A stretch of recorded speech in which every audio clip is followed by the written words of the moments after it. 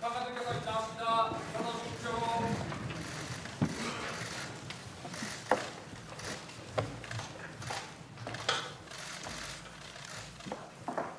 앉아주십시오.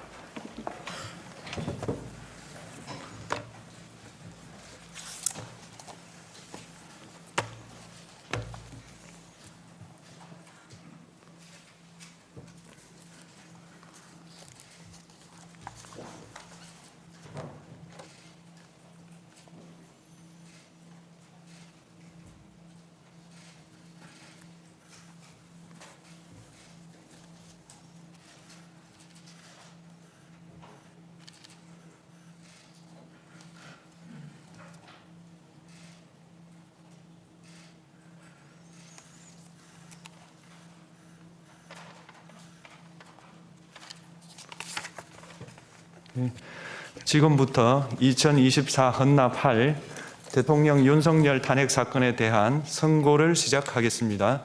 먼저 적법 요건에 관하여 살펴보겠습니다. 이 사건 계엄 선포가 사법심사의 대상이 되는지에 관하여 보겠습니다. 고위공직자의 헌법 및 법률 위반으로부터 헌법 질서를 수호하고자 하는 탄핵 심판의 취지를 고려하면 이 사건 계엄 선포가 고도의 정치적 결단을 요하는 행위라 하더라도 그 헌법 및 법률 위반 여부를 심사할 수 있습니다. 국회 법사의 조사 없이 이 사건 탄핵 소추안을 의결한 점에 대하여 보겠습니다. 헌법은 국회의 소추 절차를 입법에 맡기고 있고 국회법은 법사위 조사 여부를 국회의 재량으로 규정하고 있습니다. 따라서 법사위의 조사가 없었다고 하여 탄핵 소추 의결이 부적법하다고 볼 수 없습니다.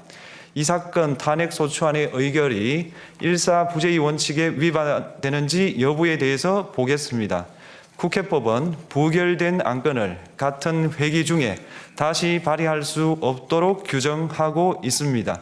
피청구인에 대한 1차 탄핵소추안이 제418회 정기회 회기에 투표 불성립되었지만 이 사건 탄핵소추안은 제419회 임시회 회기 중에 발의되었으므로 일사부재의 원칙에 위반되지 않습니다. 한편 이에 대해서는 다른 회기에도 탄핵소추안의 발의 횟수를 제한하는 입법이 필요하다는 재판관 정형식의 보충 의견이 있습니다. 이 사건 계엄이 단시간 안에 해제되었고 이로 인한 피해가 발생하지 않았으므로 보호이익이 험결되었는지 여부에 대해서 보겠습니다.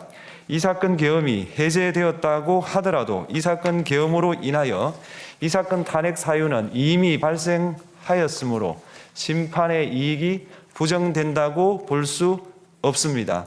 소추 의결서에서 내란죄 등 형법 위반 행위로 구성하였던 것을 탄핵 심판 청구 이후에 헌법 위반 행위로 포섭하여 주장한 점에 대하여 보겠습니다.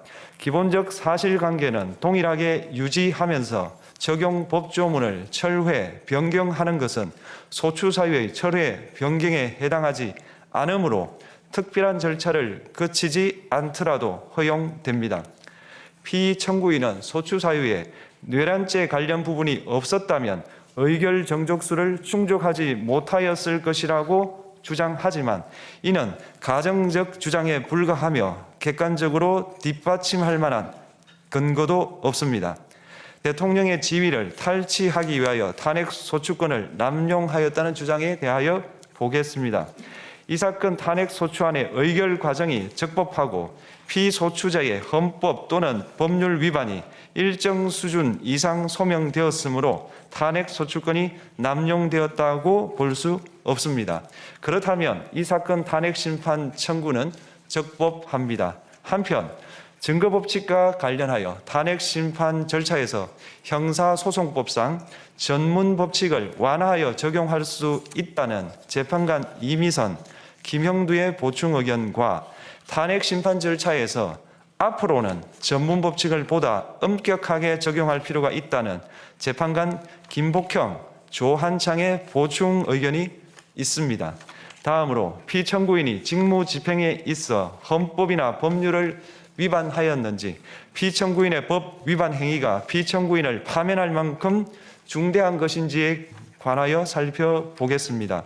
우선 소추 사유별로 살펴보겠습니다. 1. 이 사건 계엄 선포에 관하여 보겠습니다.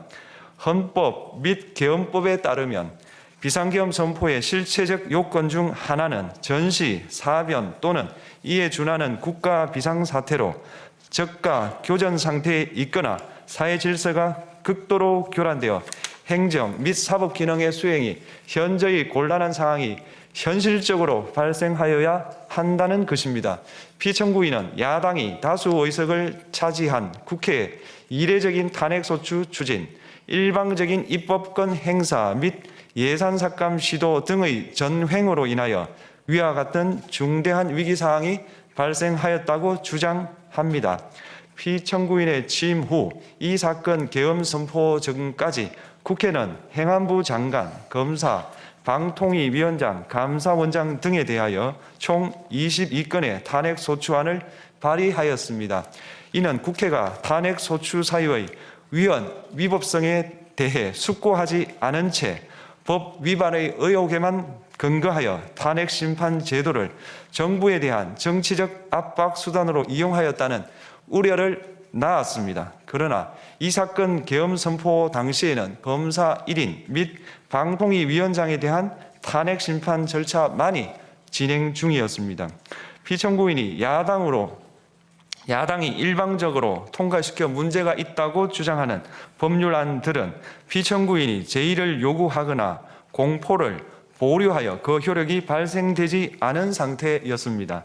2025년도 예산안은 2024년 예산을 집행하고 있었던 이 사건 계엄 선포 당시 상황에 어떠한 영향을 미칠 수 없고, 위 예산안에 대하여 국회 예결특위의 의결이 있었을 뿐 본회의의 의결이 있었던 것도 아닙니다. 따라서 국회의 탄핵소추, 입법, 예산안 심의 등의 권한 행사가 이 사건 계엄 선포 당시 중대한 위기사항을 현실적으로 발생시켰다고 볼 수 없습니다.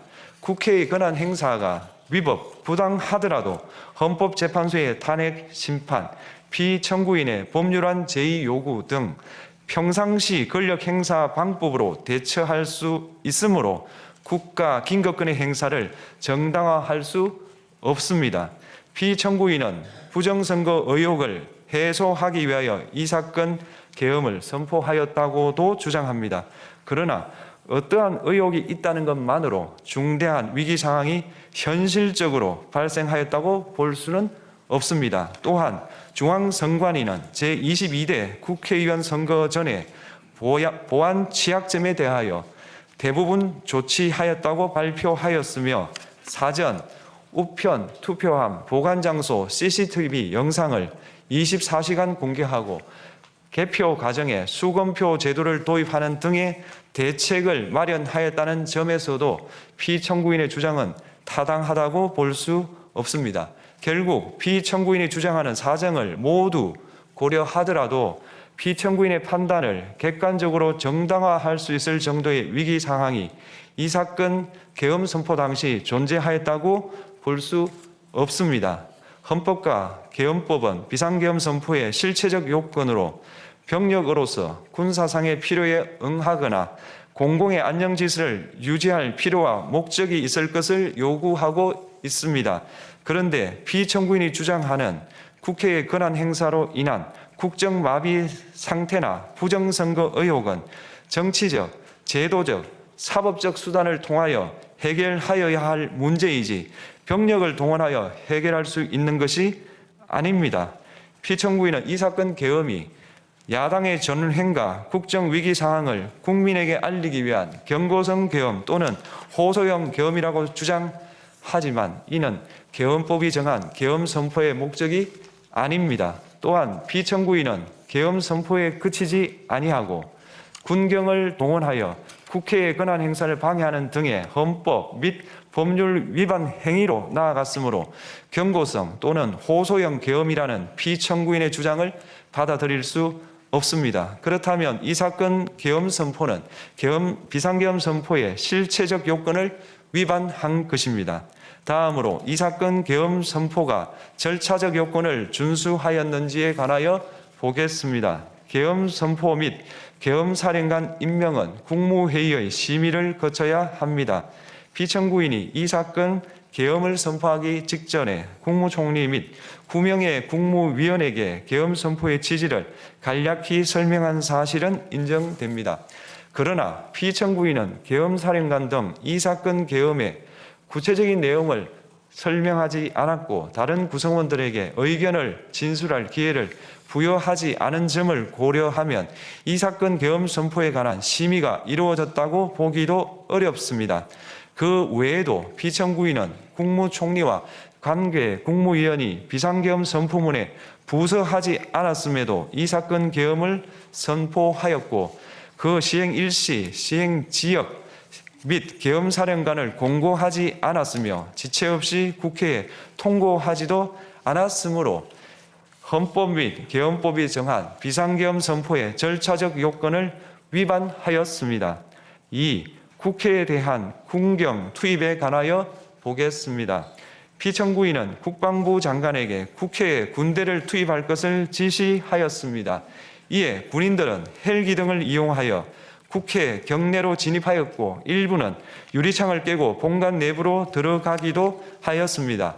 피청구인은 육군 특수전 사령관 등에게 의결 정족수가 채워지지 않은 것 같으니 문을 부수고 들어가서 안에 있는 인원들을 끄집어내라는 등의 지시를 하였습니다. 또한 피청구인은 경찰청장에게 계엄사령관을 통하여 이 사건 포고령의 내용을 알려주고 직접 6차례 전화를 하기도 하였습니다. 이에 경찰청장은 국회 출입을 전면 차단하도록 하였습니다.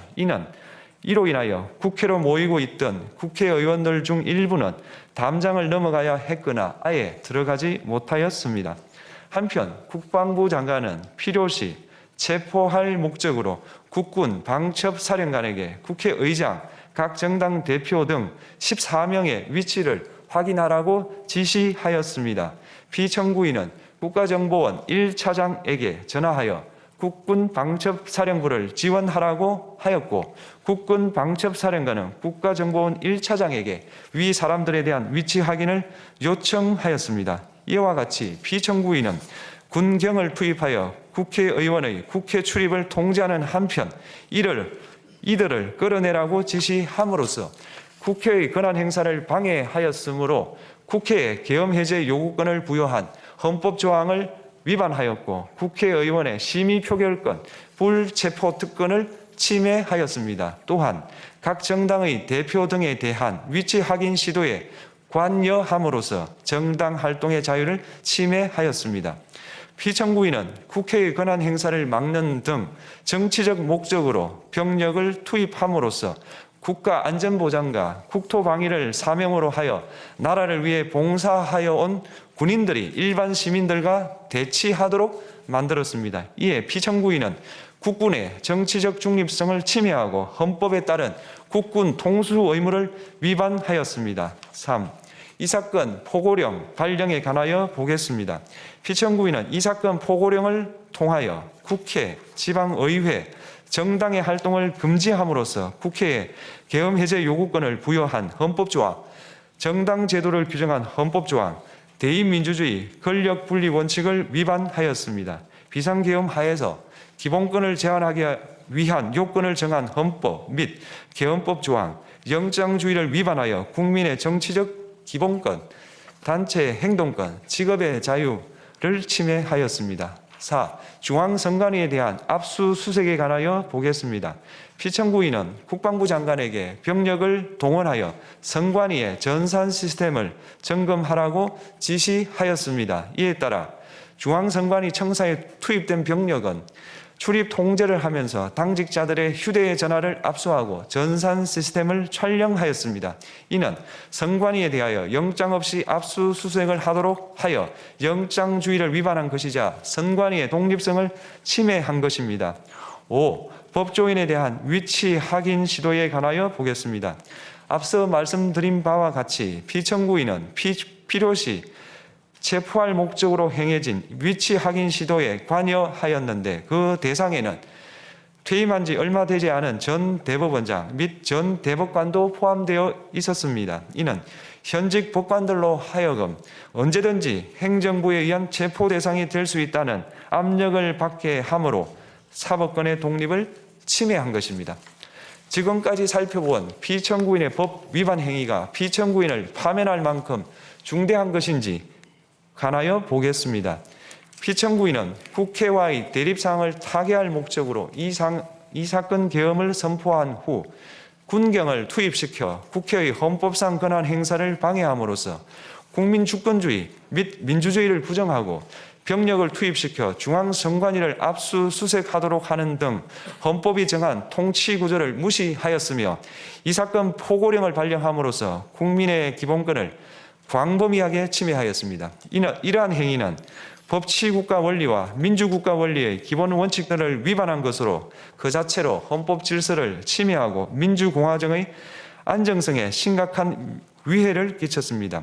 한편 국회가 신속하게 비상계엄 해제 요구를 결의할 수 있었던 것은 시민들의 저항과 군경의 소극적인 임무 수행 덕분이었으므로 이는 피청구인의 법 위반에 대한 중대성 판단에 영향을 미치지 않습니다. 대통령의 권한은 어디까지나 헌법에 의하여 부여받은 것입니다. 피청구인은 가장 신중히 행사되어야 할 권한인 국가 긴급권을 헌법에서 정한 한계를 벗어나 행사하여 대통령으로서의 권한 행사에 대한 불신을 초래하였습니다. 피청구인이 취임한 이래 야당이 주도하고 이례적으로 많은 탄핵 소추로 인하여 여러 고위공직자의 권한 행사가 탄핵 심판 중 정지되었습니다. 2025년도 예산안에 관하여 헌정사상 최초로 국회 예산결산특별위원회에서 정액 없이 감액에 대해서만 야당 단독으로 의결하였습니다.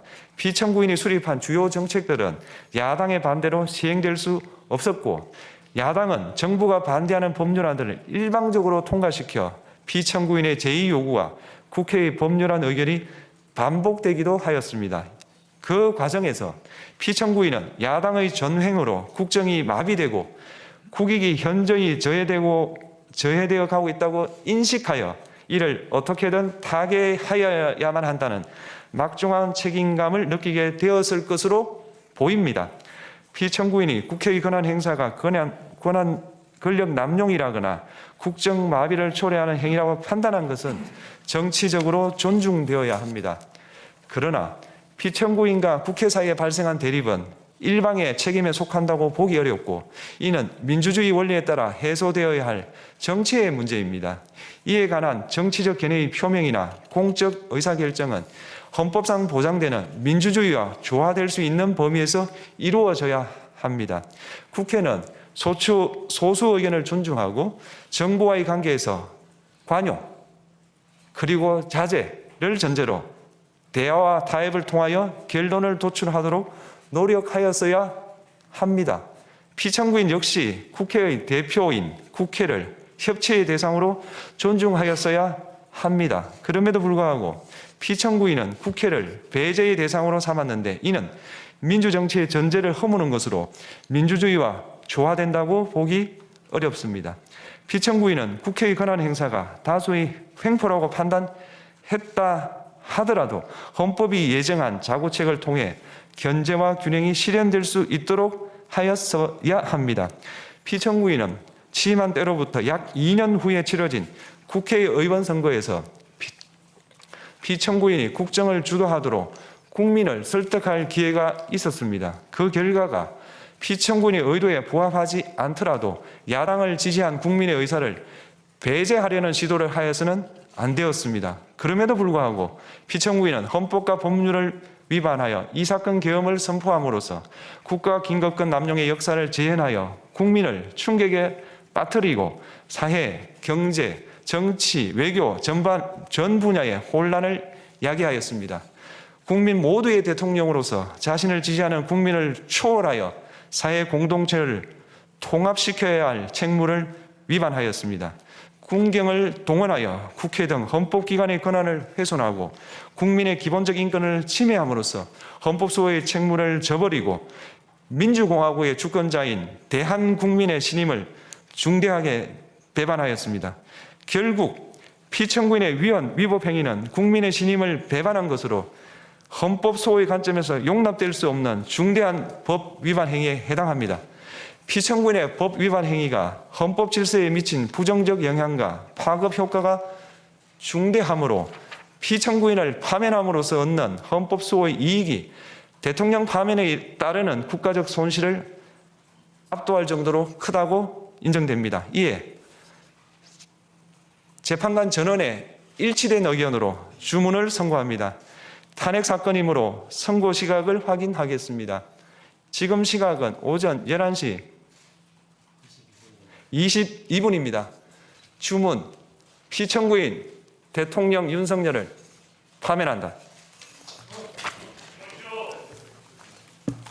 마치겠습니다.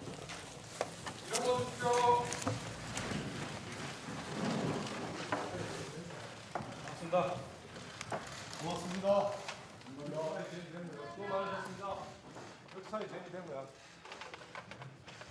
구독과 좋아요, 알림 설정은 콘텐츠 제작에 큰 힘이 됩니다.